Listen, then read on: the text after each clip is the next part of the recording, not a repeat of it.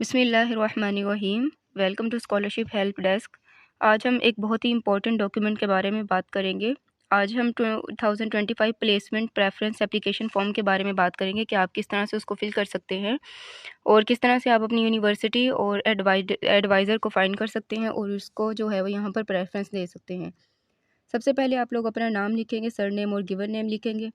اس کے بعد آپ لوگ اپنی جینڈر کے بارے میں بتائیں گے۔ اس کے بعد نیشنلٹی لکھیں گے، اگر پاکستان سے ہیں تو پاکستان کا لکھ دیں گے اور ڈیٹ آف برتھ لکھیں گے۔ اس کے بعد field of study in Japan یہ لکھیں گے۔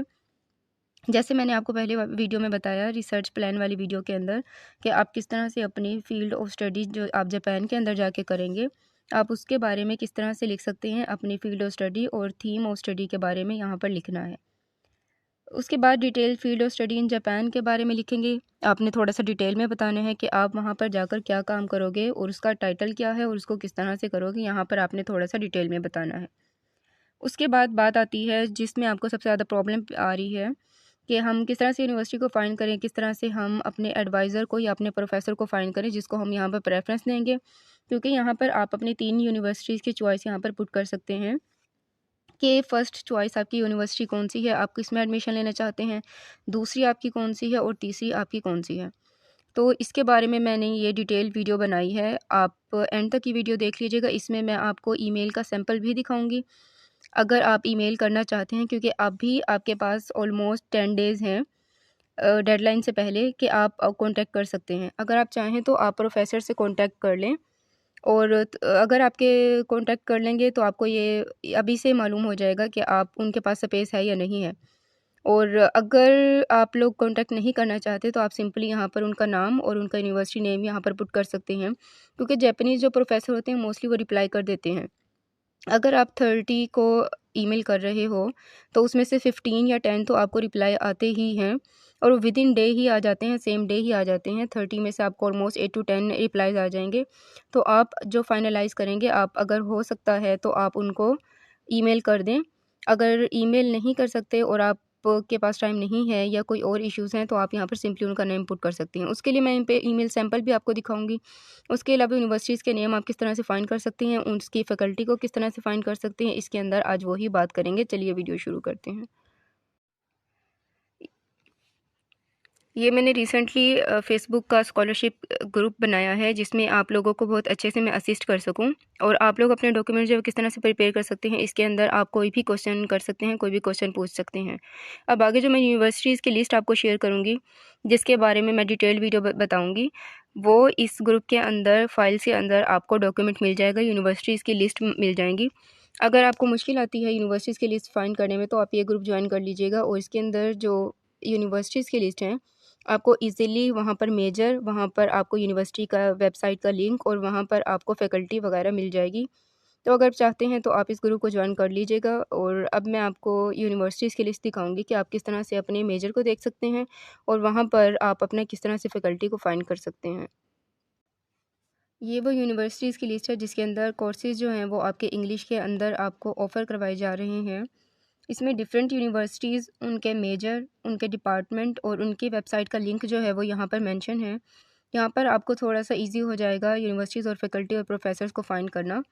اب جیسے دیکھیں کہ لٹریچر کے یہاں پر کافی ساری یونیورسٹیز دی ہوئی ہیں، ان کے آگے ان کا ڈپارٹمنٹ مینشن ہے، اور لینگویجز کا ہے، کلچرل اسٹڈیز کا ہے، آپ کو نیچرل سائنسز کا یہاں پر مل جائے گا، آپ کو یہاں پر میڈیسنس کا مل جائے گا، ڈینٹسٹری کا مل جائے گا۔ یہاں پر آلموسٹ 150 پلس جو ہے وہ یہاں پہ یونیورسٹیز ہیں، اور آپ کو ان کا میجرز بھی یہاں پر مل جائیں گے۔ اب آپ نے کیا کرنا ہے، فرض کر لیتے ہیں کہ آپ کو یہ دیکھیں لا کا بھی یہاں پر ہے، اکنامکس ہے، اور یہاں پر آپ کو بہت ساری یونیورسٹیز کا نام۔ اب یہاں پر پہلے ان کا میجر ڈپارٹمنٹ مینشن ہے، اس کے بعد اس میجر مینشن ہے، اس کے بعد یہ دیکھیں یہ والا جو ہے تھرڈ رو کے اندر، اس کے اندر یونیورسٹی کا نیم مینشن ہے۔ آپ یونیورسٹی کا نیم دیکھ کر اور یہاں سے ایزیلی اپنے پروفیسر کو فائنڈ کر سکتے ہیں، اپنے ایڈوائزر کو فائنڈ کر سکتے ہیں جہاں پر آپ اپنا جو ہے ایجوکیشن کمپلیٹ کرنا چاہتے ہیں۔ وہ ایڈوائزر لکھنا ہے، وہ اپنا فیکلٹی ممبر یہاں پر مینشن کرنا ہے فارم کے اندر جس کے میجر کے بارے میں آپ نے اپنا پرپوزل بنایا ہے۔ آپ نے ایسا نہیں کرنا کہ آپ نے پروپوزل کوئی اور بنایا ہے اور آپ نے اپنا ایڈوائزر جو ہے وہ کسی اور میجر کا لکھ دیا ہے۔ تو جس تھیم کے بعد جو آپ کی تھیم ہے ریسرچ کے بارے میں، آپ نے بالکل وہی والا پروفیسر وہاں پر مینشن کرنا ہے، تاکہ جب آپ کا پروپوزل، آپ کی ریسرچ ان کے پاس جائیں تو وہ فوراً سے ایکسیپٹ کر لیں، اس کو ریجیکٹ نہ کریں۔ آپ لوگوں نے بہت خیال کرنا ہے کہ آپ جو آگے ریسرچ کریں گے جاپان کے اندر جا کر، اس ہی تھیم کے اکارڈنگ ہی اپنا ایڈوائزر اور پروفیسر آپ یہاں پر پٹ کریں گے۔ فار ایگزامپل میں بایو کے ایڈوائزر کو ڈھونڈنا چاہتی ہوں، بایو کو فیکلٹی ممبر کو ایڈ کرنا چاہتی ہوں، تو میں یہاں پر جیسے واتے یونیورسٹی ہے، میں اس کے graduate school of agriculture sciences کے اوپر لنک، بلو والا جو لنک ہے اس کے اوپر کلک کروں گی۔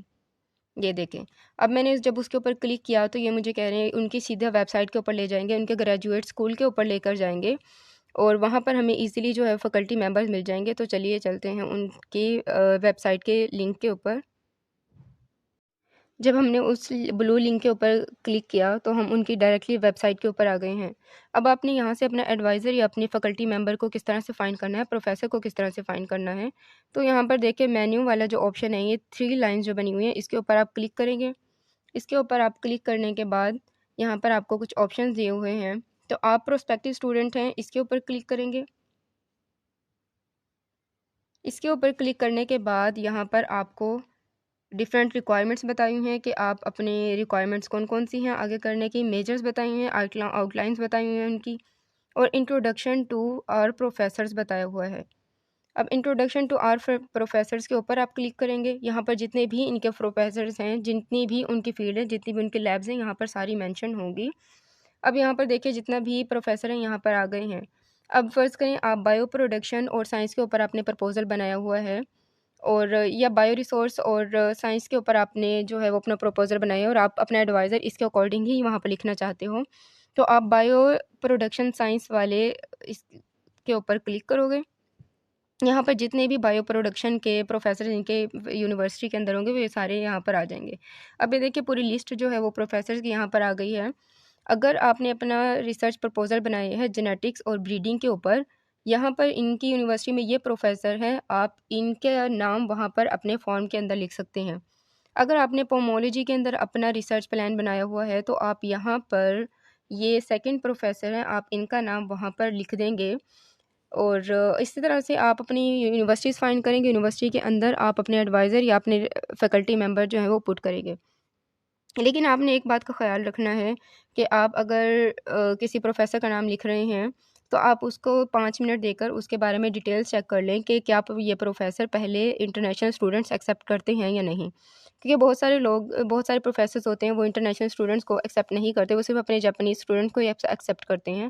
آپ جس پروفیسر کا نام پٹ کریں گے آپ وہاں پر تھوڑی سی ڈیٹیل دیکھ لیں کہ اس کے پاس پہلے کتنے انٹرنیشنل اسٹوڈنٹس رہے ہیں، اس سے آپ کے چانسز انکریز ہو جائیں گے سلیکشن کے، اور آپ کے پروپوزل ایکسیپٹ ہونے کے زیادہ چانسز انکریز ہو جاتے ہیں۔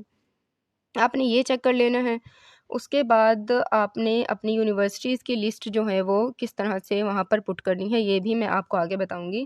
اب یہ جو فرسٹ والا پروفیسر تھا، آپ اس کے نام کے اوپر کلک کریں گے تو اس کی لیب کی ڈیٹیل ساری آپ کے سامنے آ جائیں گی کہ ان کی ریسرچ کی لیب کی جو تھیم ہے وہ کیا ہے۔ آپ کس طرح سے یہ دیکھیں کس طرح سے اپنا جو ہے وہ ان کی لیب کی انہوں نے جتنے بھی پیپر پبلش کیے ہوئے ہیں وہ سارے آپ کے سامنے آ جائیں گے، اور آپ کو ان کا ورک سمجھ آ جائے گا کہ ان کا جو ریسرچ تھیم ہے وہ کس چیز کے اوپر ہے۔ تو آپ انہی پروفیسر کو 3 پروفیسر کو لکھیے گا جو آپ کے ریسرچ کے اکارڈنگ ہیں، تو اس بارے میں آپ نے بہت ہی احتیاط سے اب دیکھیں جس طرح سے میں نے آپ کو ایک یونیورسٹی کا بتایا کہ آپ کس طرح سے وہاں پر فیکلٹی کو اپنی فائنڈ کر سکتے ہیں، ان کے میجر دیکھ سکتے ہیں۔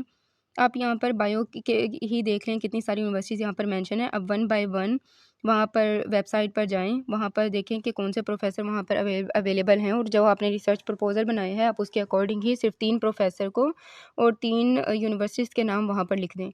اور دوسری بات یہ آتی ہے کہ یونیورسٹیز کی رینکنگ کی بات، آپ لوگ ایک بار ان کی رینکنگ بھی چیک کر لیجئے گا۔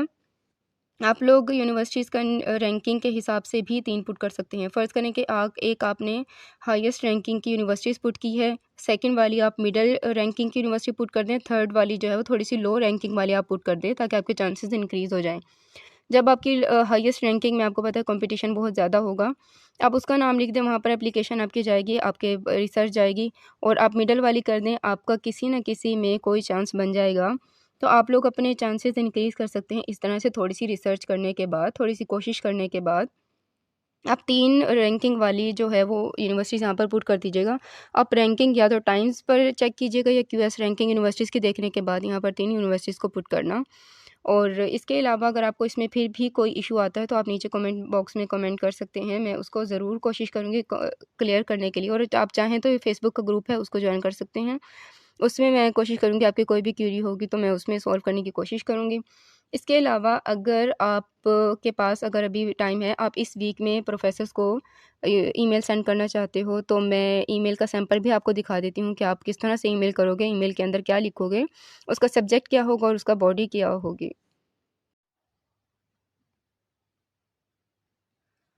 یہ دیکھیں، یہ ای میل کا سیمپل ہے، آپ نے اس طرح سے اپنی ای میل جو ہے وہ پروفیسر کو کرنی ہے، اور ٹائمنگ آپ نے صبح کی ہی رکھنی ہے، اور آلموسٹ 5 to 6 AM آپ نے ان کو ای میل کر دینی ہے، اور موسٹلی جو ہے وہ رپلائی کر دیتے ہیں with in a day Japanese professor.